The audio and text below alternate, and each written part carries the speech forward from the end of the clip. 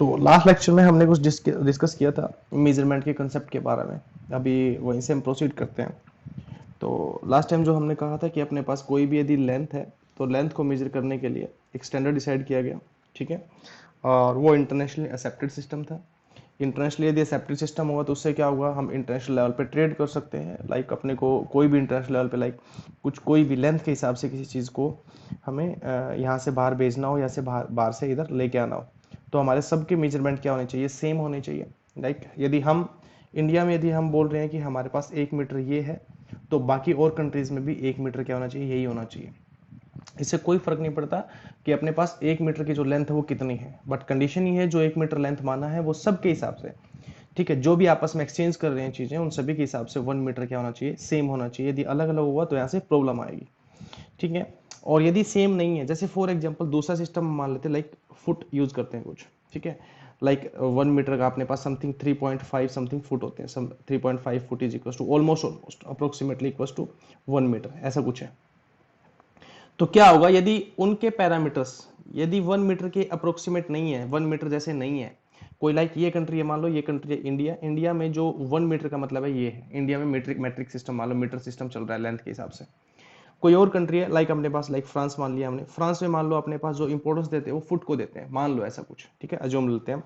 तो फ्रांस में यदि ऐसा है तो उनके हिसाब से लेंथ कितनी है, ये है। हम यदि ट्रेड करना चाहेंगे तो हम तो मीटर में ट्रेड कर रहे हैं, वो किस में ट्रेड कर रहे हैं, फुट में ट्रेड कर रहे हैं। ठीक है। तो यहाँ पे क्या हो जाएगा, यहाँ पे प्रॉब्लम हो जाएगा, that that this the 1 foot. ठीक है। तो यहाँ पे क्या हो जाएगा, अपने पास ये प्रॉब्लम हो जाएगा, हम यहाँ पे ट्रेड नहीं कर पाएंगे। तो क्या होगा, बेस्ट पॉसिबल वे क्या होगा, या तो हम क्या करें, फुट और मीटर के बीच में क्या कंक्लूड करें, रिलेशन कंक्लूड करें। ठीक है। ताकि अपने पास उसके उसके बिहाफ पे हम चीजों को जो फिर एक्सचेंज कर सकें। ठीक है। तो हमें देखना होगा 1 फुट इतना है तो हमें कितना चाहिए, 1 मीटर के हिसाब से रिलेशन देखना होगा। तो मीटर के हिसाब से रिलेशन अपने पास कितना हो जाएगा, ऑलमोस्ट 3.5 फीट। ठीक है, 3.5 फीट अपने पास क्या आ जाएगा, ये 1 मीटर इक्वल आ जाएगा। ठीक है। तो ये यदि कोई भी इंटरनेशनल लेवल पे या किसी भी लेवल पे, या फिर हम किसी किसी भी दुकानदार के पास जाते हैं, ये कुछ वैसा ही है लाइक एक शॉपकीपर के पास जाके चीजें खरीदना और दूसरे शॉपकीपर को लाके चीज बेचना। या फिर अपने पास इसका मीडियोकर यदि कंज्यूमर है, ठीक है, तो कंज्यूमर को क्या होगा, अपने पास यहाँ पे जो इन तीनों के साथ है वो सेम टाइप का पैमाना इस्तेमाल करना पड़ेगा। यदि इस शॉपकीपर का पैमाना अलग है, इस शॉपकीपर का पैमाना अलग है, तो उस पैमाने के बीच में कोई ना कोई रिलेशन ढूंढना पड़ेगा जिस बेस पे हम उसको जो है उसका ट्रेड कर सकें, उससे हम एक्सचेंज कर सकें उन चीज़ों के बारे में। तो ये तो था कुछ लेंथ के बारे में। Measurement is nothing special but just only a comparison.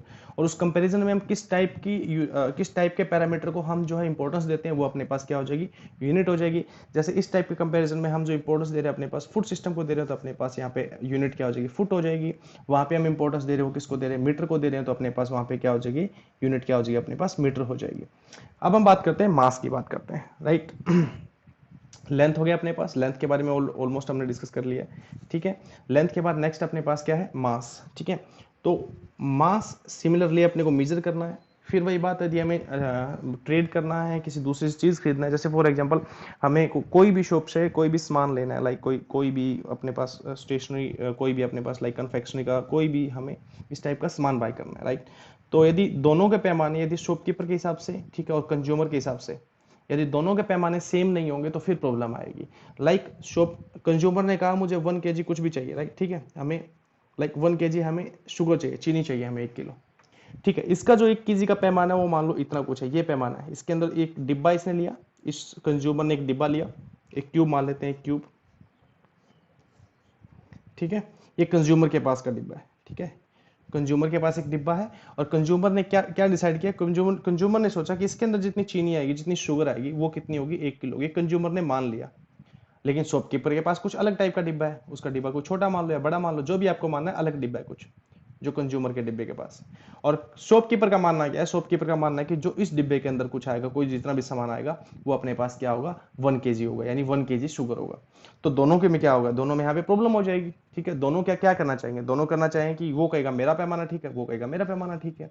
ठीक है, जबकि यहाँ पे ठीक दोनों ही नहीं है, बेसिकली देखा जाए तो ठीक दोनों ही नहीं है।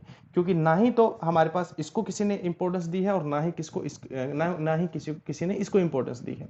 दोनों ने अपने अपने हिसाब से क्या कर लिया, पैमाने डिसाइड कर लिए, दोनों ने अपने हिसाब से क्या कर लिया, मेजरमेंट डिसाइड कर लिया, और ये क्या है, प्रॉब्लम क्रिएट करेगा। ठीक है, तो यहाँ पे सस्टेनेबिलिटी नहीं होगी, ये चीजें सस्टेन नहीं कर पाएगी। तो फिर अपने पास क्या हुआ, फिर एक इंटरनेशनल सिस्टम की जरूरत पड़ी यहाँ पे, एक ऐसा सिस्टम जो अपने पास मास के पैमाने को ठीक साबित कर सके, मास के पैमाने को ठीक लेके जा सके।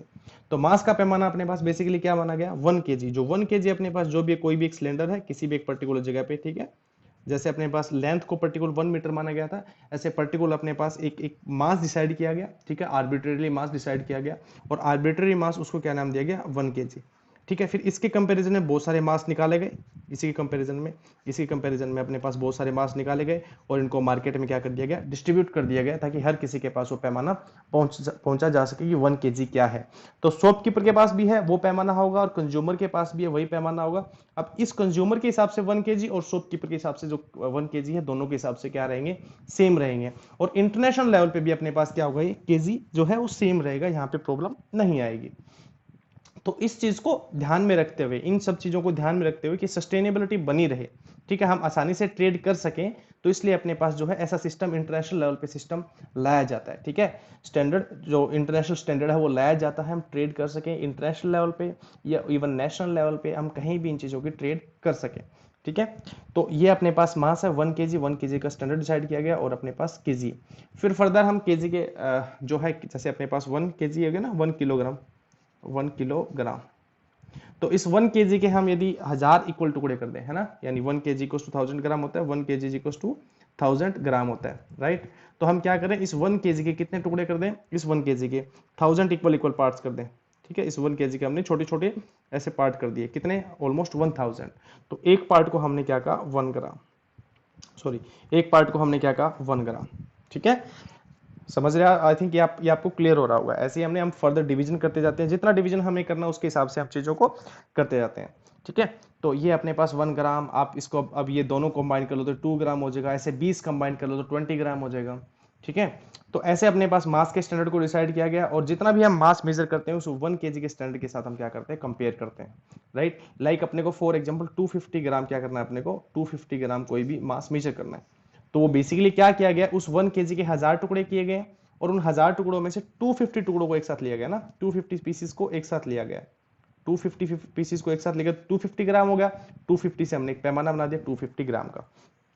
ठीक है, तो ऐसे अपने पास क्या है, बाकी 100 ग्राम, 10 ग्राम, 5 ग्राम, जितना भी अपने पास ये सिस्टम चलता रहेगा, ऐसे फर्दर अपने पास ये चीजें और जाती रहेंगी। ठीक है, ऐसे अपने पास लाइक आप मिलीग्राम की बात करो, mg मिलीग्राम की बात करो, तो मिली का मतलब होगा 10⁻³ ग्राम, ये हो जाएगा मिलीग्राम अपने पास। तो यानी इसका मतलब क्या है, अपने पास जो 1 ग्राम है, यानी जो 1 ग्राम अपने पास क्वांटिटी जो आई थी, ये वाली जो 1 ग्राम है ना, ये एक टुकड़ा 1 ग्राम का था, तो इस टुकड़े के कितने पार्ट किए गए, 1000 टुकड़े और किए गए, है ना। इस 1 ग्राम का जो 1 ग्राम का क्यूब है, ये क्यूब है 1 ग्राम का, राइट, क्यूब है, कुछ भी है अपने पास, तो 1 ग्राम के कितने टुकड़े गए अपने पास, 1000 टुकड़े और किए गए, राइट, 1000 टुकड़े और किए गए। ठीक है, तो अपने पास ये क्या आ जाएगा, अपने पास इधर आई थिंक नहीं 10 मिलीग्राम, ठीक है, हाँ सही, 1000 टुकड़े, तो एक टुकड़े को हम क्या कहेंगे, 1 mg मिलीग्राम कहेंगे। ठीक है, तो ये चीज़ें आपको क्या करनी है, यह चीज़ें आपको ध्यान रखनी है, इन चीज़ों को मेमोराइज करते रहना है, आपको देखना होगा इन चीज़ों को। ठीक है, आई थिंक मैंने यहाँ पे थोड़ा गलत लिख दिया, 1 मिलीग्राम इज इक्वल टू, मिली का मतलब ठीक है, सही है, 10⁻³ ग्राम, सही है। मिली जो स्टैंडर्ड है, मिली स्टैंडर्ड जो है, अब इनकी स्टैंडर्ड की बात कर लेते हैं। यदि कहीं भी लिखा हो आपके पास किलो, सिर्फ हम किलो वर्ड की बात करें, इसका मतलब है 10⁻³ और 1000। कहीं लिखा हो आपके पास मिली, ठीक है, मिली का मतलब 10⁻⁻3, ठीक है, यानी 1/1000। कहीं लिखा हो आपके पास माइक्रो, माइक्रो, ठीक है, इनका सिंबल भी बता देता हूँ। मिली का सिंबल जो होता है वो स्मॉल m होता है, किलो का सिंबल होता है वो k होता है अपने पास, माइक्रो का सिंबल म्यू, जो हमने 10th क्लास में रिफ्रैक्टिव इंडेक्स का जो सिंबल पढ़ा था, कुछ थोड़ा बहुत यदि आपको याद हो तो। इनके सिंबल यहाँ लिख देता हूँ, जैसे किलो का k आ गया, मिली का स्मॉल m आ गया, और माइक्रो का म्यू, है ना, जो हमने रिफ्रैक्टिव इंडेक्स में 10th क्लास में पढ़ा था। माइक्रो का मतलब होता है 10⁻⁻6 और 1/1 2 3 4 5 6। ठीक है, ऐसे अपने पास नैनो है, नैनो का मतलब अपने पास होता है NaNO, नैनो का मतलब होता है 10⁻⁹, और जो इसको डिनोट करते हैं हम, इसको डिनोट करते हैं स्मॉल n से। ठीक है, ऐसे मेगा, मेगा वर्ड हो सकता है, आपने पढ़ा हो मेगा, मेगा का मतलब होता है 10⁻6। ठीक है, तो ऐसे बहुत सारे अपने पास क्या है, और मेगा का जो नोटेशन है वो कैपिटल M है। ठीक है, तो ऐसे बहुत सारे अपने पास नोटेशन, जहां भी किलो हो, किलो का मतलब हम क्या लिख सकते हैं 10⁻3, मिली का मतलब हम 10⁻³ और माइक्रो का मतलब 10⁻⁻⁶, नैनो का मतलब 10⁻⁹, मेगा मतलब 10⁻, ऐसे बहुत सारे अपने पास क्या सब्सक्रिप्ट्स हैं, ठीक है। तो जैसे जैसे हम आगे पढ़ते जाएंगे इन चीज़ों को हम मेमोराइज करते जाएंगे, इन चीज़ों को हम देखते जाएंगे। नेक्स्ट नेक्स्ट अपने पास क्या है, ये मास का अपने पास आ गया, मास का स्टैंडर्ड अपने पास जो है 1 kg आ गया। ऐसे ही अपने पास टाइम का स्टैंडर्ड जो है, टाइम का स्टैंडर्ड, अब टाइम के स्टैंडर्ड में थोड़ी सी दिक्कत आती है। टाइम का जो स्टैंडर्ड जो हमने डिसाइड किया वो सेकंड डिसाइड किया, राइट, सेकंड, ये एसआई यूनिट, इसको हम बोल दिया एसआई यूनिट। तो मास की एसआई यूनिट अपने पास है, मास की जो एसआई यूनिट है स्टैंडर्ड इंटरनेशनल बेस पे जो हम ट्रेड करते हैं उसकी एसआई यूनिट है अपने पास केजी, दैट इज किलोग्राम, ठीक है। लेंथ की जो एसआई यूनिट है वो अपने पास क्या है, मीटर, ठीक है। अब हम बात करते हैं टाइम की, टाइम की जो एसआई यूनिट है वो सेकंड है। इसमें थोड़ा सा इंटरेस्टिंग है अपने पास, ठीक है। 1 सेकंड जो इंटरवल है, तो जो 1 सेकंड इंटरवल कैसे डिसाइड किया गया, ये थोड़ा सा रिलेटिव फिनोमेना है। इसमें थोड़ा सा इलेक्ट्रिक फील्ड भी इन्वॉल्व होता है, कितना इलेक्ट्रिक फील्ड प्रोवाइड किया गया ये भी इन्वॉल्व होता है, ठीक है। तो यहाँ पे जो इलेक्ट्रिक फील्ड जो यहाँ पे डिसाइड किया गया है वो किस बेस पे, एक क्वार्ट्ज क्रिस्टल होता है। आपने यदि कभी नोटिस किया हो तो अपने पास क्वार्ट्ज, ये आपकी क्लॉक में, काफी सारी क्लॉक्स में लिखा होता है क्वार्ट्ज क्लॉक, ठीक है।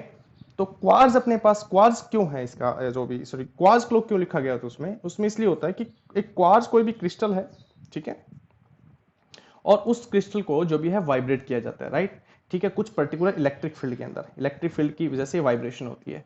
और लाइक उन्होंने कोई पर्टिकुलर वाइब्रेशन काउंट किया कि इतनी वाइब्रेशन जो होंगी, मान लो कि उन्होंने कुछ भी, I am not sure about this how much vibration they calculated, ये आपके जो एनसीईआरटी की बुक है उसके डेफिनेशन में दिया गया है, लाइक समथिंग, मान लो कुछ एन नंबर ऑफ वाइब्रेशन। उन्होंने क्या किया, एक क्वार्ट्ज क्रिस्टल को इलेक्ट्रिक फील्ड में रखा, और इलेक्ट्रिक फील्ड के रखने से अपने पास जो उसके अंदर वाइब्रेशन हुई है अपने पास, ठीक है, उस वाइब्रेशन को, नंबर ऑफ वाइब्रेशंस को उन्होंने क्या कर दिया, नंबर ऑफ वाइब्रेशंस को उन्होंने उस पर्टिकुलर काउंटिंग को, मान लो कुछ एन नंबर ऑफ वाइब्रेशन होगी, मान लो 1000 होगी, 1 लाख होगी या 2 लाख वाइब्रेशन होगी, उन वाइब्रेशंस को उन्होंने क्या किया, उन पर्टिकुलर वाइब्रेशन को एक नाम दे दिया कि 1 सेकेंड। यदि इतनी एन नंबर ऑफ वाइब्रेशन होगी तो उस n number of vibration interval को, जितना उसको टाइम लगा इतनी वाइब्रेशन होने में, है ना, कुछ ना कुछ तो टाइम लगा उन वाइब्रेशन को होने में, जैसे इलेक्ट्रिक फील्ड इसको प्रोवाइड किया, तो उन एन नंबर वाइब्रेशंस को उन्होंने क्या नाम दे दिया, 1 सेकेंड। क्या नाम दिया उन्होंने, 1 सेकेंड। तो ऐसे ही है, फिर आगे अपने पास फर्दर चीज चलती रही अपने पास, 12 आवर समथिंग जो डिवीजन है अपने पास चीजों का। अब सेकंड है तो उन सेकंड्स को, उन वाइब्रेशंस को पूरे डे में काउंट किया गया, पूरे डे के हिसाब से अपने पास डे बने, आवर्स बने, उसके हिसाब से चीजें चलती गई। तो 1 सेकेंड अपने पास क्या है, स्टैंडर्ड इंटरनेशनल जो टाइम का जो स्टैंडर्ड है वो अपने पास क्या है, 1 सेकेंड। जो कितनी पर्टिकुलर वाइब्रेशंस को उन्होंने सेकंड लिखा है, या आपके उसमें एक्सप्लेनेशन में लिखा गया है। बेसिकली टाइम की there is no definition for the time, time is not defined quantity, right. तो अपने पास बेसिकली नंबर ऑफ वाइब्रेशन को उन्होंने क्या बोल दिया, that is the 1 second, these are the number of vibration we are taking as the 1 second. और 1 second के हिसाब से, like you know, that is 60 second is equal to 1 minute, right, and 60 minute is equal to 1 hour, and so on अपने पास चलता रहेगा, right, and 24 hour is equal to 1 day, right, and so on, ये चीजें आपके पास चलती रहेगी आगे फर्दर। तो हमें यहाँ पे बेसिकली क्या था, मेजरमेंट देखना था। तो मेजरमेंट अपने पास, टाइम का मेजरमेंट कैसे हुआ, उस नंबर ऑफ वाइब्रेशन से 1 सेकेंड, और वहां से आपने क्या किया, 1 सेकेंड के हिसाब से आगे चीजें, फर्दर चीजों को इंट्रोड्यूस करना स्टार्ट कर दिया। अब हम ये नहीं सोच सकते कि लाइक यही तरीका क्यों था, मतलब क्वार्ट्ज को ही वाइब्रेट क्यों किया गया हो। देखो, क्वार्ट्ज के आने तक पता नहीं कितनी सारी वाइब्रेशन, कितने सारे क्रिस्टल को चेक किया गया होगा, ठीक है, बट हम सिर्फ फाइनल रिजल्ट को पढ़ रहे हैं, फाइनल जो एब्सोल्यूट रिजल्ट जिसको कंसीडर किया गया हम उसके बारे में बात कर रहे हैं। अब ऐसा नहीं है कि क्वार्ट्ज को ही क्यों किया गया, ठीक है, नो डाउट, हमें उससे पहले की हिस्ट्री पता नहीं है, हम उससे पहले के बारे में नहीं जानते कि कितने क्रिस्टल्स को वाइब्रेट किया गया हो, कितने क्रिस्टल्स की पर्टिकुलर काउंटिंग को रखा गया होगा, पर्टिकुलर अपने पास कितनी वाइब्रेशन तक काउंट की गई होगी और कितनी आगे भी काउंट की गई होगी, ठीक है। तो ये चीजें बिल्कुल, हम सिर्फ एक फाइनल रिजल्ट के बारे में पढ़ रहे हैं। जैसे जैसे हम चैप्टर आगे करते जाएंगे, जैसे जैसे हम चैप्टर आगे पढ़ते जाएंगे, वैसे वैसे अपने पास क्या होगा, हम इन चीजों के बारे में और डिटेल में पढ़ते जाएंगे कि उन्हीं पर्टिकुलर वाइब्रेशंस को काउंट क्यों किया गया। अभी अभी जो अपने पास जो वॉच है चलन में, वो एटॉमिक क्लॉक है, ठीक है, सीजीएम क्लॉक वैसे बोलते हैं, सीजीएम एटम पे बेस्ड क्लॉक है, वो क्लॉक अपने पास ट्रेंड में है, उसको एटॉमिक क्लॉक बोलते हैं, और अभी तक की वो मोस्ट परफेक्ट क्लॉक मानी जाती है। पब्लिक यूज के लिए नहीं है, ठीक है, बड़ी लैब्स हैं उनमें यूज किया जाता है उसको, ठीक है, अभी तक वो कॉस्टली है पब्लिक तक आने के लिए। तो ये अपने पास जो है क्वार्ट्ज क्रिस्टल हो गया है, ये टाइम का अपने पास आ गया है, इधर मास भी हो गया अपने पास, मास, लेंथ, टाइम। तो जो लेंथ की यदि हम बात करें, लेंथ, मास, टाइम, अभी तक हमने इन तीन चीजों को पढ़ा है। देखिए, लेंथ को सिर्फ जो हम मेजर कर सकते हैं वो सेंटीमीटर स्केल से मेजर कर सकते हैं या फिर मीटर स्केल से या किलोमीटर स्केल से, उनके हम बात कर सकते हैं किस टाइप की हम यूनिट यूज करेंगे उसके हिसाब से हम उनको मेजर कर सकते हैं। सिमिलरली मास के साथ है, सिमिलरली टाइम के साथ है। अब लेंथ के हिसाब से मास नहीं चलेगा, मास के हिसाब से लेंथ नहीं चलेगी, इनका इससे कोरिलेशन नहीं है। सिमिलरली मास और टाइम और मास का कोरिलेशन नहीं है। और हम बात करें लेंथ और टाइम और लेंथ का कोरिलेशन नहीं है। अब ये रिलेशन कैसे बता रहा हूं मैं, देखिए, यदि हम फॉर्मूला लिखते हैं स्पीड, तो स्पीड का फॉर्मूला जो अपने पास है वो डिस्टेंस ओवर टाइम, यानी जो स्पीड जो क्वांटिटी है वो इन दो क्वांटिटी से मिलके आएगी, डिस्टेंस और टाइम से। ठीक है, समझ पा रहे हो आप इसको। ऐसे यदि हम बात करें एक्सलेशन,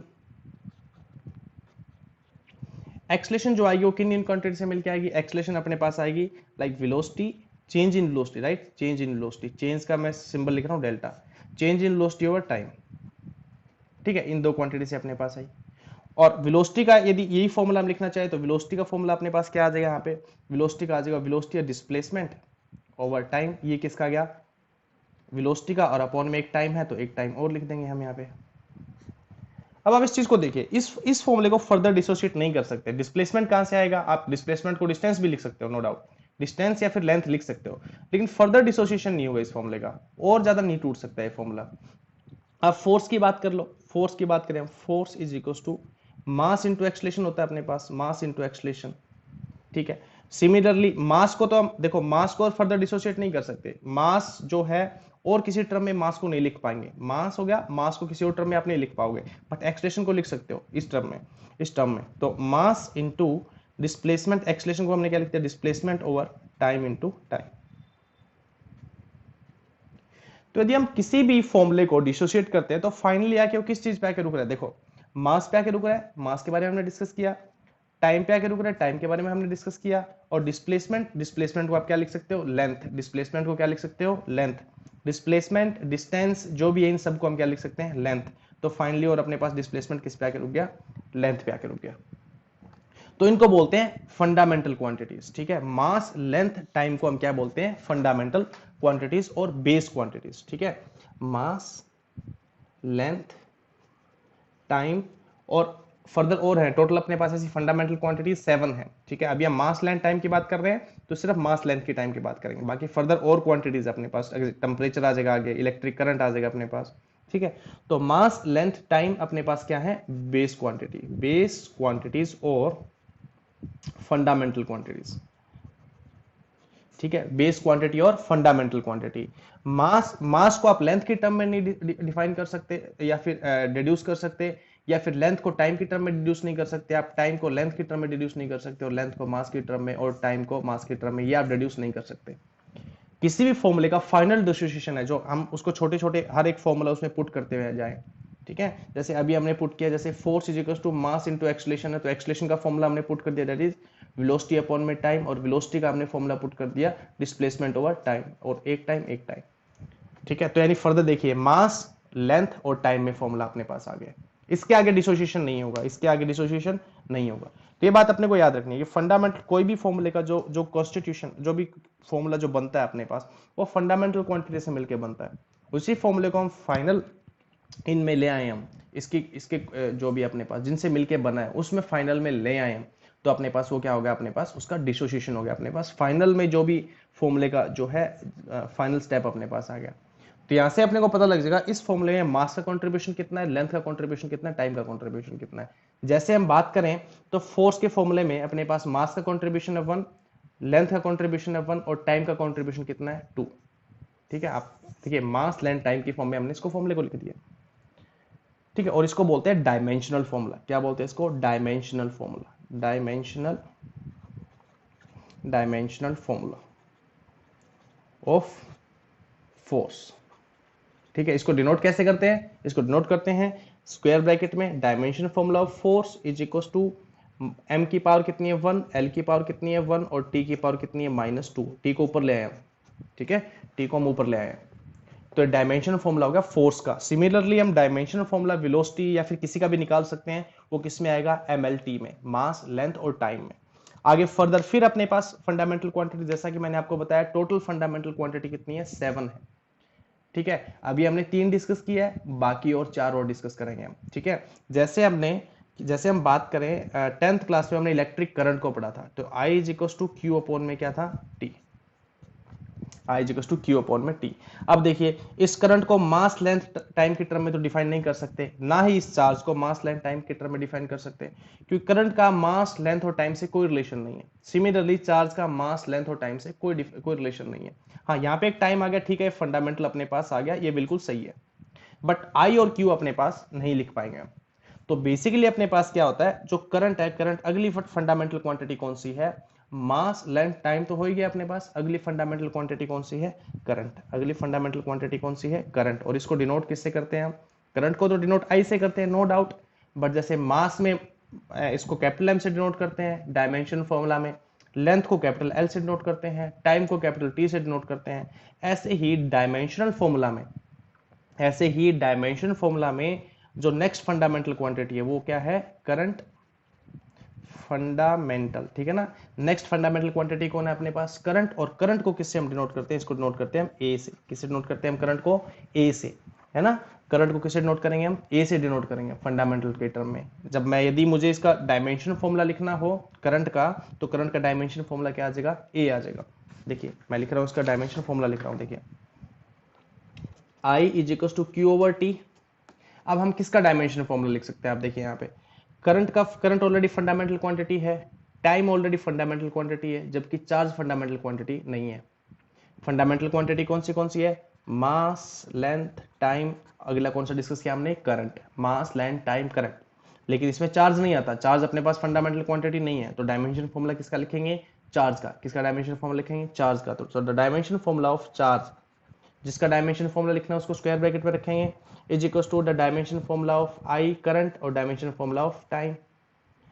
आई का डायमेंशन फॉर्मूला किस फॉर्म में आएगा अपने पास, ए की फॉर्म में आ गया, और टी का अपने पास डायमेंशन फॉर्मूला टी रहेगा। टाइम का डायमेंशन फॉर्मूला देखिए किस टर्म में लिखेंगे, टी में लिखेंगे, तो अपने पास क्यू का डायमेंशन फॉर्मूला क्या गया, ए टी। और आप इस फॉर्मूले को एम एल की फॉर्म में नहीं लिख सकते। फर्दर आप इसको और छोटा नहीं कर सकते, यहां से आप करंट को ए लिखेंगे, टाइम को टी लिखेंगे, चार्ज को क्यू लिखेंगे, क्यू का डायमेंशन फॉर्मूला ए और टी की टर्म में आ गया। तो अपने पास अब तक हमने कितनी फंडामेंटल क्वांटिटी डिस्कस कर लिया, 1 2 3 4, चार फंडामेंटल क्वांटिटी अभी तक हमने डिस्कस की है।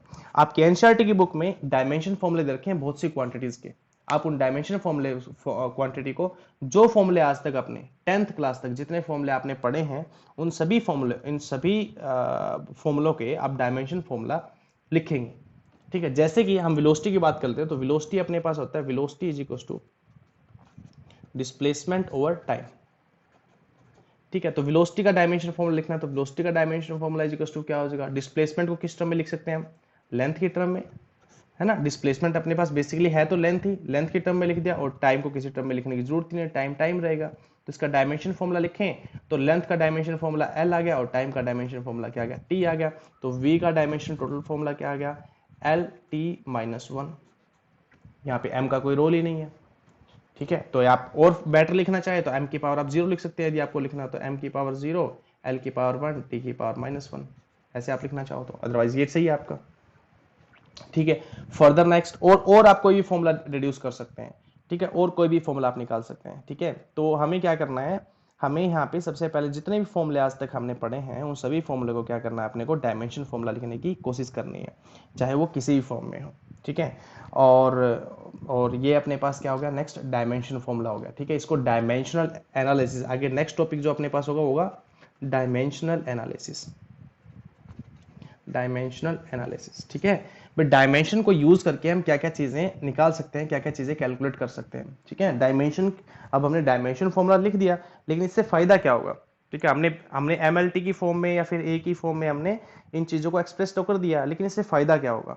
और अभी अपने पास फर्दर तीन फंडामेंटल क्वांटिटी और रहती है, क्योंकि टोटल फंडामेंटल क्वांटिटी कितनी है अपने पास, 7, मास लेंथ टाइम, ठीक है। ये अपने पास एम्पियर, ये अपने पास हो गया 4 फंडामेंटल क्वांटिटी। नेक्स्ट का मैं 3 का नाम और बता देता हूँ। नेक्स्ट अपने पास टेम्परेचर, ठीक है।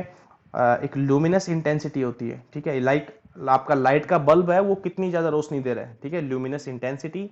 और नेक्स्ट अपने पास है मोल, उसको तो आपने पढ़ाई होगा केमिस्ट्री में, ठीक है। तो नेक्स्ट अपने पास लुमिनस इंटेंसिटी, और लुमिनस इंटेंसिटी, टेम्परेचर एंड मोल, ठीक है, क्वांटिटी ऑफ मैटर, ठीक है।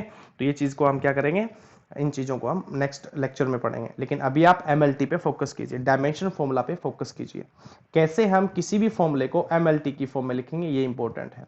तो आज के लेक्चर से जो हमने है वो क्या सीखा, आज के लेक्चर से हमने जो सीखा वो अब तक हम जो पहले वाले लेक्चर से वो मेजरमेंट के कंसेप्ट समझ गए होंगे हम, ठीक है। फिर हमने यूनिट का कंसेप्ट भी हम समझ गए होंगे, किस टाइप की हम चीज को मेजर करने के लिए लेके आ रहे हैं, तो वहां से यूनिट का कंसेप्ट आ जाएगा। लाइक हम सेंटीमीटर स्केल से मेजर कर रहे हैं, मीटर स्केल से मेजर कर रहे हैं, हम किलोमीटर स्केल से मेजर कर रहे हैं, कौन से स्केल से मेजर कर रहे हैं, उसके हिसाब से अपने पास उसकी यूनिट आ जाएगी। फिर अपने पास हमने क्या किया, हमने मास का जो है पैरामीटर देखा कि मास के पैरामीटर को कैसे चूज किया गया, टाइम के पैरामीटर को कैसे चूज किया गया, इनको देखा। और मास लेंथ टाइम पैरामीटर पढ़ने के बाद हमने अगले पैरामीटर क्या देखा, हमने डायमेंशन फॉर्मूला। तो डायमेंशन फॉर्मूला हमें लिखना आना चाहिए। डायमेंशन फॉर्मूला से फायदा क्या होगा, कैसे हम डायमेंशन फॉर्मूला को यूज करके डिफरेंट क्वांटिटीज की यूनिट को कैलकुलेट कर सकते हैं, और ऐसा यूनिट को हम डिराइव कर सकते हैं, या फिर बहुत सारे मैथमेटिकल रिलेशंस को हम चेक कर सकते हैं वो सही है या गलत है, ठीक है। वो हम डायमेंशन फॉर्मूला से सीखेंगे। ऐसी क्वांटिटीज जिनकी यूनिट हमें नहीं पता होगा फॉर्मूले में, ठीक है, ऐसी क्वांटिटीज जिनकी यूनिट हमें नहीं पता होगा फॉर्मूले में, जैसे कि मान लो मैं एक फॉर्मूला लिखता हूं, F इज इक्वल टू के वी ए, ठीक है, सॉरी वी ए, और हम पी लिख देते हैं, ठीक है। अब हमें इनमें से सबका डायमेंशन फॉर्मूला हमें मान लो पता है, फोर्स का हमें पता है, ये वेलोसिटी है v का हमें पता है, v का कैलकुलेट कर लेंगे, फोर्स का हमने भी अभी पहले कैलकुलेट ही किया है हमने। ये अपने पास लाइक एक्सलेशन है, एक्सलेशन का हम कैलकुलेट कर लेंगे। ये मान लो प्रेशर है, प्रेशर के फॉर्मूले से डायमेंशन फॉर्मूला कैलकुलेट कर लेंगे, a का कैलकुलेट कर लेंगे, v का कैलकुलेट कर लेंगे, f का कैलकुलेट कर लेंगे, इनका हमें पता है।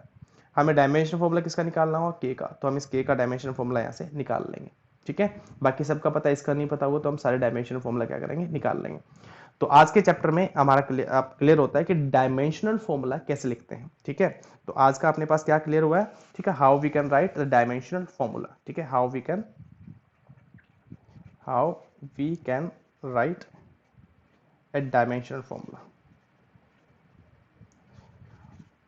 फॉर्मूला, ठीक है। तो ये अपने पास आज वाले जो टॉपिक में क्लियर हो गया अपने पास, डायमेंशन फॉर्मूला को कैसे लिखते हैं। यदि इससे रिलेटेड कोई प्रॉब्लम है तो आप ग्रुप में पोस्ट कर सकते हैं, उसका हम सोल्व करेंगे, ठीक है। अदरवाइज आपको सिर्फ वही फॉर्मूले आपको करने हैं जो अब तक आपने पहले 10th क्लास तक जो आपने पढ़े हैं। जो फॉर्मूला आपने नहीं पढ़ा उसको प्रैक्टिस करने की आपको आवश्यकता नहीं है, उसकी जरूरत नहीं है, क्योंकि हम फर्दर और अभी 11th क्लास में बहुत से फॉर्मूले हम पढ़ने वाले हैं। हम उनके डायमेंशन फॉर्मूला को कैलकुलेट करेंगे, ठीक है।